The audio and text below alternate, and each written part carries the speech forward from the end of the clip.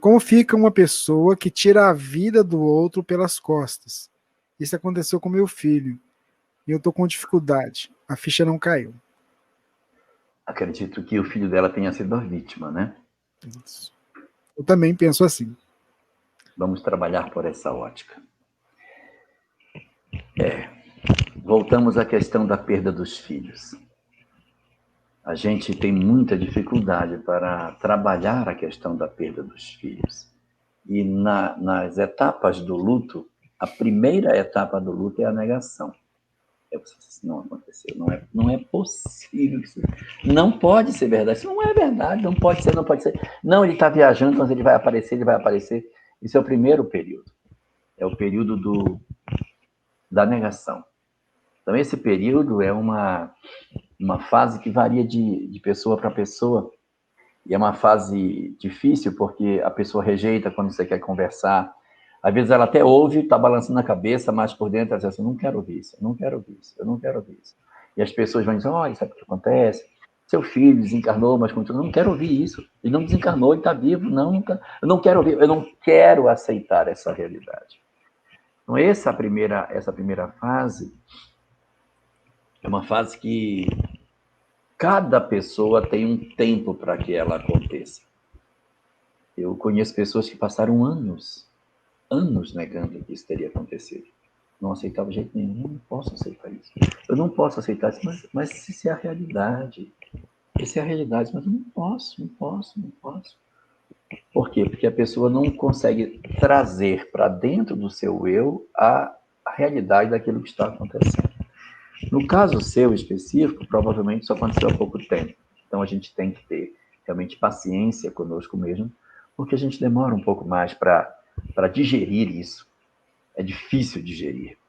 E principalmente quando esse fenômeno tem uma outra pessoa por trás. E uma coisa é quando você perde um filho em que você não tem uma outra pessoa envolvida na trama. Uma doença, um acidente. Agora, quando alguém deliberadamente toma essa decisão, nós temos duas dores para tratar. A dor da perda e a dor do ódio. A dor do desejo de vingança. E vou contar para vocês uma história que aconteceu na minha terra, lá em Porto Velho. Nós tivemos uma família que perdeu o filho num acidente de trânsito. Uma coisa terrível. Menino maravilhoso e tal, o menino desencarnou. E a mãe e o pai ficaram numa condição muito difícil. E uma vez, depois de um tempo que ele já tinha desencarnado, acho que já tinha mais de ano que ele tinha desencarnado, ele mandou uma mensagem para ela. Ela conseguiu uma mensagem em que ele dizia que ele não queria vê-los assim e que ninguém procurasse se vingar, porque se isso acontecesse, prejudicaria toda a família, inclusive ele do lado de lá. A mãe recebeu aquilo e disse, mas eu não tenho desejo de vingança. Nem me passa isso. Foi um acidente, mas eu não tenho vontade de fazer nada com o rapaz que estava dirigindo. Eu só não queria um consolo para mim, mas não sei o que tem a ver, mas tudo bem. Levou para casa. Chegou em casa, mostrou para o marido, disse, olha isso aqui. Quando ele pegou, que ele leu, ele caiu num pranto danado. Ele disse, eu estava estava arquitetando tudo. Essa semana eu ia comprar arma, eu ia matar a pessoa que provocou o acidente. Então você vê como que funciona o mundo espiritual dentro disso. Às vezes a gente acha que a gente vai resolver o problema através de uma desforra, de uma vingança. E a gente vai só complicar a vida de todos nós. No seu caso particular, você tem duas dores para tratar. A dor da perda e essa outra dor do desejo de vingança. Essa dor do desejo de vingança, ela precisa ser cuidada com a interpretação daquilo que o Espiritismo nos dá. Falando para nós que o ódio vincula os espíritos. e você vai trazer para dentro de casa, numa próxima existência, essa pessoa que você não quer. Então a gente precisa fazer um esforço para perdoar. Eu sei que é difícil. Para que ele perca os vínculos com você. Que ele recupere a história daquilo que ele fez com outra pessoa, com outras famílias, com outros grupos, não necessariamente você. Mas se você ficar alimentando ódio e falando, não aceito, não é possível, e está solto, não é possível, deveria. Então você traz essa pessoa para perto da sua história de vida.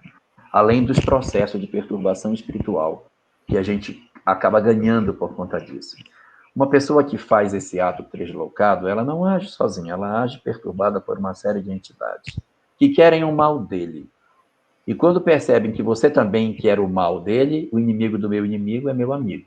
Então essas entidades que perturbam lá, passam a perturbar aqui e vão visitar a sua casa. Vão ter franco acesso à sua casa, vão dormir com você no pensamento. Vão, durante o sono, levar você para fazer a arquitetação do que você vai fazer.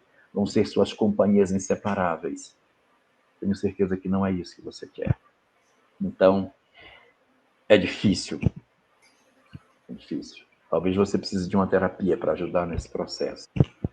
Mas esse fenômeno de desamor, de mágoa, de ódio, ele não vai ter uma boa solução. Ele vai acabar complicando a história sua, dele e do seu filho também, porque ele vai se sentir envolvido na trama daquilo que está acontecendo.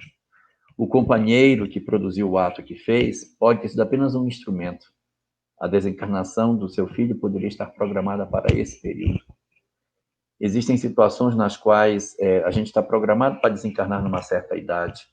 E quando a gente se vê em função de algumas circunstâncias, nós podemos nos sentir trazidos para a cena e vai permitir a nossa desencarnação para que a gente cumpra um planejamento. Se não fosse esse rapaz, seria um acidente de trânsito, seria uma doença, seria alguma coisa, mas nesse período da existência dele, provavelmente já estivesse programada essa desencarnação, da qual esse rapaz foi apenas o instrumento para que isso acontecesse.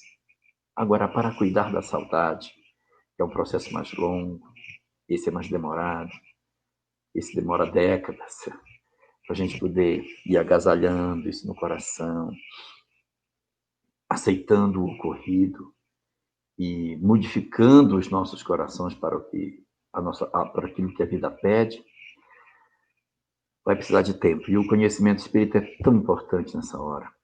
Ele é tão útil porque ele dá a nós o consolo que a gente precisa. E esse poder de nos trazer a certeza de que nossos filhos vivem e de que nossos filhos nos aguardam e de que o amor é muito mais forte do que a morte e de que Deus, o soberano Senhor, tem explicações para isso e de que essa separação temporária ela vai ser necessária para uma união muito mais duradoura no futuro, ela é essencial para que a gente consiga ter a serenidade emocional para tocar o resto da nossa existência.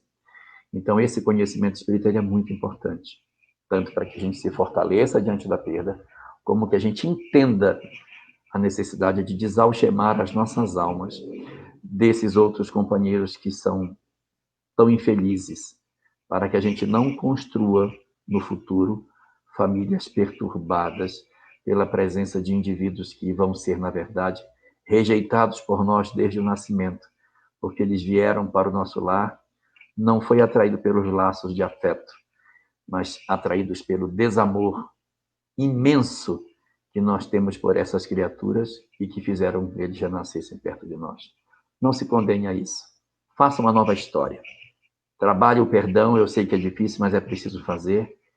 E mergulhe no entendimento da doutrina espírita, para crescer em você a certeza de que a morte não existe e de que o amor é muito mais forte do que tudo que possa nos acontecer.